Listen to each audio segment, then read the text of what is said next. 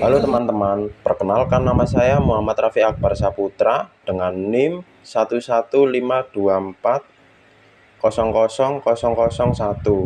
dengan mata kuliah Komunikasi Politik dari kelas C.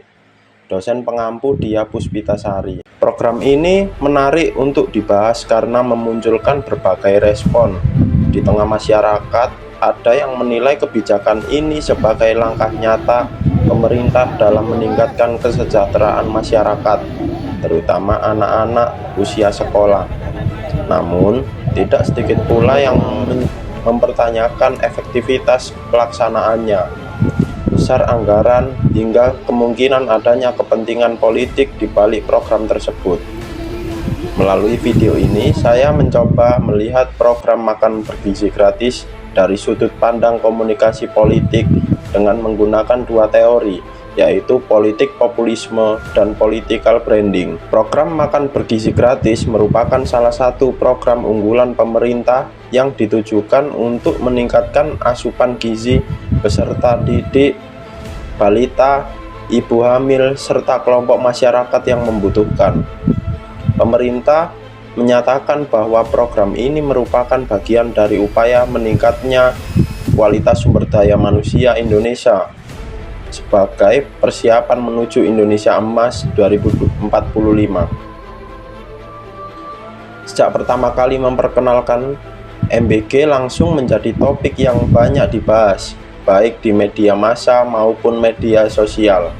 Banyak masyarakat memberikan dukungan karena program ini dinilai dapat membantu pemenuhan gizi anak sekaligus mengurangi beban ekonomi keluarga.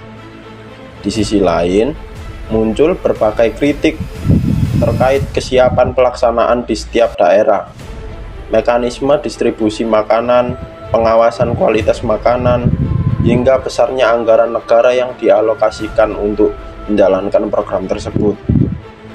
Perbedaan pendapat ini menunjukkan bahwa MBG bukan hanya dipandang sebagai kebijakan publik, tetapi juga sebagai ilmu politik yang menarik perhatian masyarakat luas. Jika dianalisis menggunakan teori politik populisme, program makanan bergizi gratis memiliki karakteristik kebijakan yang langsung menyentuh kebutuhan masyarakat.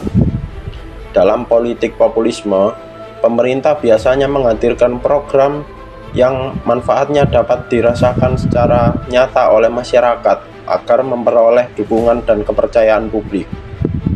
Melalui MBG, pemerintah berupaya menunjukkan bahwa negara hadir dalam memenuhi kebutuhan dasar masyarakat, khususnya di bidang kesehatan dan pendidikan.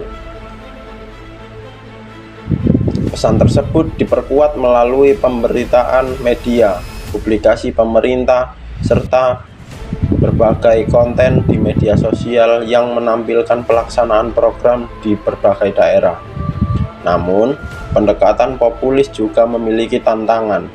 Apabila pelaksanaan program tidak berjalan sesuai harapan, muncul masalah distribusi atau kualitas layanan tidak terjaga, maka kepercayaan masyarakat bisa menurun. Artinya, komunikasi politik yang efektif harus dibuktikan dengan hasil nyata, bukan hanya melalui penyampaian pesan yang menarik. Teori berikutnya dapat digunakan adalah political branding. Political branding merupakan strategi untuk membangun citra positif pemerintah melalui kebijakan maupun program yang dijalankan. Dalam program makanan bergizi gratis, pemerintah berusaha membentuk identitas sebagai pemerintahan yang peduli terhadap kesehatan, pendidikan, dan masa depan generasi muda.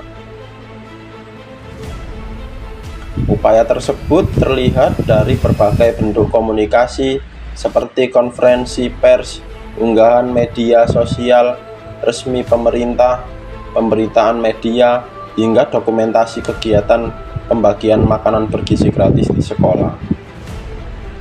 Melalui komunikasi tersebut, pemerintah ingin membangun persepsi bahwa program ini merupakan bentuk komitmen dalam meningkatkan kesejahteraan masyarakat. Meskipun demikian, citra positif tidak cukup dibangun melalui publikasi saja.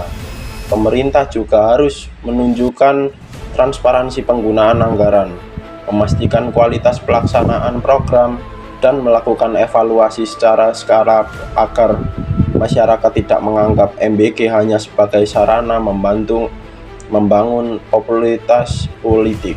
Menurut saya, program makanan bergizi gratis merupakan kebijakan yang memiliki tujuan positif karena berfokus pada meningkatnya kualitas gizi masyarakat, terutama anak-anak. Namun, keberhasilan sebuah kebijakan tidak hanya diukur dari tujuan yang baik, tetapi juga dari pelaksanaan di lapangan. Pemerintah perlu memastikan bahwa distribusi makanan berlangsung merata, kualitas makanan tetap terjaga, serta penggunaan anggaran dilakukan secara terbuka dan dapat dipertanggungjawabkan. Selain itu, pemerintah juga memberikan ruang bagi masyarakat untuk menyampaikan kritik maupun masukan sehingga program ini dapat terus diperbaiki sesuai kebutuhan. Dengan demikian, komunikasi politik yang dibangun tidak hanya bersifat informatif, tetapi juga melibatkan partisipasi masyarakat dalam proses eval kebijakan. Sebagai penutup, program makan bergizi gratis menunjukkan bahwa sebuah kebijakan publik tidak dapat dipisahkan dari proses komunikasi politik melalui perspektif politik populisme dan political branding. Kita dapat memahami bahwa keberhasilan suatu program tidak hanya ditentukan oleh isi kebijakannya, tetapi juga oleh cara pemerintah membangun komunikasi, kepercayaan, dan legitimasi di masyarakat. Harapan saya, program makan bergizi gratis dapat terus diperbaiki sehingga manfaatnya benar-benar dirasakan oleh masyarakat dan mampu mencapai tujuan yang ditetapkan. Terima kasih atas perhatian teman-teman.